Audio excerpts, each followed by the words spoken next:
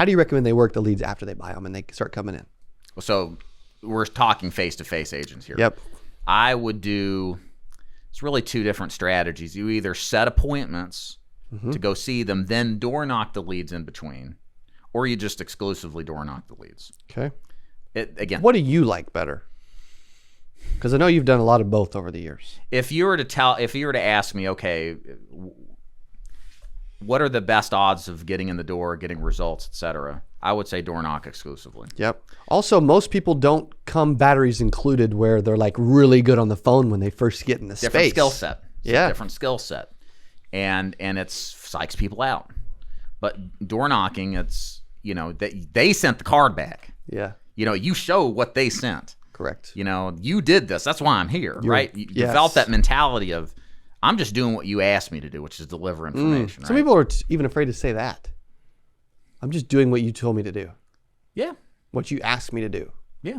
Right? Some people kind of like dance around that stuff and Sure. they won't like hit somebody between the eyes, to be honest. Yeah. Because they did request for us to come help them. They know you're coming by too. Correct. They've sent. You know how many cards people sent in? Yes. I had one lady. It's never the first. That's what I've No. like 99.999% of the time, they've responded to something else. Yeah. So look, you're not the first time they've ever talked to an agent. Yeah. They're going to play games and act like they've never done it before. And it's not just for insurance. They sent off like bath fitter, cards and Yep. water filter cards. I mean, Yep. that's what they do. It's their behavior pattern, right? So you got to get good at getting in the door, showing the card. And I think that a new agent just getting started is going to have more success there, because the other thing you completely avoid is just the fatigue that comes from the general American tired of their phone ringing all the time. Yes. That's more of an issue. It's not to the point where it's impossible. You can still set appointments by phone, but it's a lot harder. People are shorter on the phone. Yep. They're gonna treat you in a way that's not the same that you would be at the door, Yep. showing them what they sent back. So for me, if I was a betting man, I'd send the agent out to exclusively door knock. Does it take more time? Yes. You got to put a little more gas in your tank? Yes, but we're not talking about being efficient here. Yeah. Effectiveness comes before efficiency. Yes. Make some money first, Yeah. get good at this business, and then worry about fine-tuning the efficiency quota. It's so much harder for people to hang up on the phone 100%. than hang up at the door.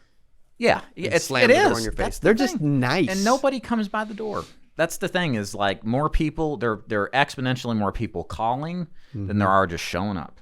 And so if you bother to go show up in people's door, you're at an advantage from the beginning. Yes. And you keep doing it, you're going to get better at it, you Yeah. know? And you're going to get to where you just get in most of them, you know? Right. I mean, you probably would, I guarantee it. What's the pitch at the door? What do you say? So I say, you're Mrs. Jones, right? Hey, this is David Duford. I'm here about this card you sent in requesting information about our new state-regulated final expense program. It's my job to deliver the information. What you do with it's up to you. You want to sit out here in the porch and talk, or should I come in and sit down? Boom. Now, there's a couple little things. He said that over the years. Yeah, so a couple of things I'm doing physically, because we have to verbally tell them what to do. Then we also have to physically direct them, because as you know, the pitch starts right there. Yeah. The rapport building, the trust, the leadership, the control. So I want you, what I would recommend to agents as they're saying this, again, you got to get comfortable doing this. Wipe your feet, look down, point to the porch or come in, shake your hand, look in like you're telling them, yes, this is what I want to do. This is communicating, again, who is in command, because who controls wins the deal. So you got to make sure to do that as well. It's good. Don't let them grab the card, because they're going to say, what is this Tennessee free benefit? They're like, oh, now they've controlled. They're asking you questions. Yeah. Right? Yeah. So, but yeah, there's a little jovialness. Sometimes we'll come up and the dog's barking, and I'm like, is that attack dog going to bite me and eat me? Yeah. And they're like, no, he's fine. And then you do your pitch, right? That kind of lightens things up a little bit. But Yes. that's generally the approach. And it's always worked. Nothing new. Yeah. Basic and straightforward. So good. Such good advice. Great body language. Like, you know, he dropped some gold there that if you are not using, you need to be practicing and role playing and using and implementing. Can I throw in one more thing? Please, The biggest problem I see at the door is asking permission. So I don't know if you guys caught this, but my close is now a good time, or can I come in? Yeah. Because what options do you have? A yes or a No. no? So what are they going to say? No. No. What I did, though, is I said, you want to sit out on the porch or should I come in? I'm giving them a yes to the porch or a yes to the table. You are framing the narrative of me coming into the door on one of two choices of both being a yes. Yeah. If you just do that one thing, and yes, it sounds forward, but you're a salesperson. They're not going to do anything. But you will get more people who are kind of on the precipice of letting you in or not when you give them only a yes or yes options. That's the big thing I would suggest to the people watching this to do. Good. Make sure you're doing that. It's good. What do you wear? You don't wear that. No. Right? I used to wear maybe this without the coat and the tie. I got polo, button down, jeans. I eventually got to, and I started wearing shorts because it doesn't matter. Yeah. I thought I had seen you in like some khaki shorts at some point. Yeah, so, okay, it does. Good. I don't think it does either. Nah. I mean, they're dressed in like, short shorts and a tank top half the time. See-through muumuus. Yeah, exactly. Mostly see-through muumuus. That's exactly right. That took me back to some vivid images from back in the day. So thank you for that. Right? Do you triple dial? Yes, for sure. It's non-negotiable. You have to triple dial. Sorry, you just have to. Yeah. Get over being upset or annoyed or worried. They will answer the phone way more. They'll be a little concerned, like, who is this? But as you do the pitch, they're like, oh, that's what this is about. Then they'll start to, but they're more engaged. It's funny because the triple dial, it just triggers people. It's like heightens their, Yeah, like what's going wrong? What's going on? And but you want that. That's a good thing because otherwise they're like, hello, So don't say like, hey, John, it's your sister. I need to tell you something about her. No. Don't scare them. Please don't do that. No. What do you, for those who don't know what the triple dial is, talk them through that real quick. They should, but. So when you call the phone to set an appointment, you're likely not going to get anybody to answer. You're upset about that as an agent, yes, but get over it. It's just the way it is.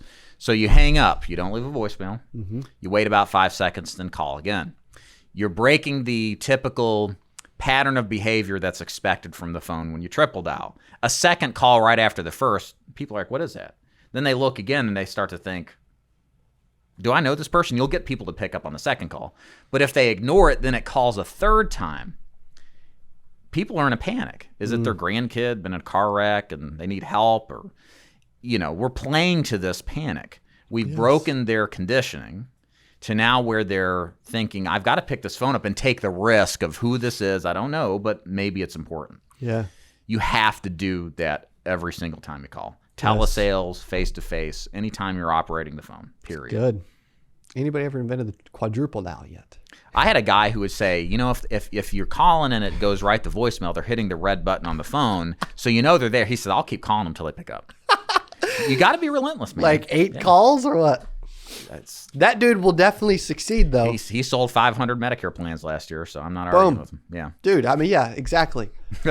And that's the thing. Like, we have people out there that are selling like, they sold like 26,000 last year, and they're like, I would never do that. Well, that's also probably why you didn't, now you're not selling 500,000, right? Right. Yeah. And it goes back to the old adage of like, if something's working for Dave and he's experienced and he's helping a lot of agents, just do what he does. Just do what he says, I think one thing that's always, and this has been my personal shortcoming, is I'm a person that has to understand why before I'll do it. Okay. And I think that's a good thing. Okay. But there's so much time that has to pass before many times you understand why. When you could just shortcut it and just do it anyway, even though you don't understand it. Yes. And that is really important for people to understand, because some of the stuff that I teach now, I didn't understand for years. And so I did something else that wasn't as effective. Yeah. And it's, why give yourself that burden of knowledge? Yes.